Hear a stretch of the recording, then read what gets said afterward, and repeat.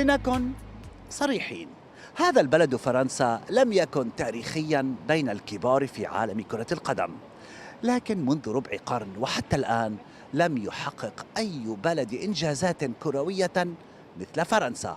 4 نهائيات في المونديال وكأسان، وهناك رمز كبير لهذا التحول واسمه زين الدين زيدان. نعد إلى عام 1998 عندما ربحت فرنسا كأس العالم بقيادة زين الدين أو زيزو، وأقيمت الاحتفالات في هذه الجادة افيني دي شانزليزيه.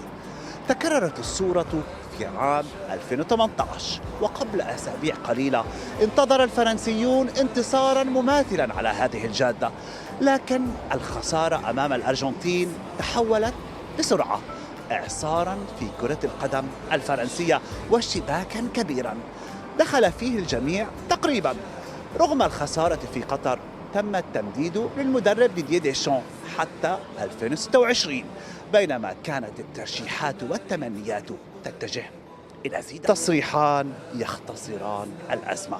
رئيس الاتحاد الفرنسي لكرة القدم نويل لي غريت يخرج بتصريح مزلزل عندما سئل عن إمكانية ذهاب زيدان إلى البرازيل لتدريب المنتخب هناك. قال: لا يهمني الأمر، يمكنه الذهاب إلى حيث يريد. وأقوى رد أتى من النجم الجديد إمبابي الذي قال: زيدان هو فرنسا، يجب ألا نقلل من احترامه.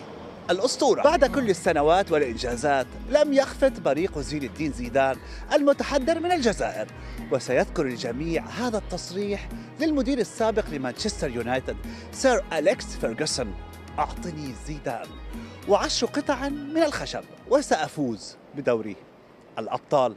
ليث بزاري، باريس.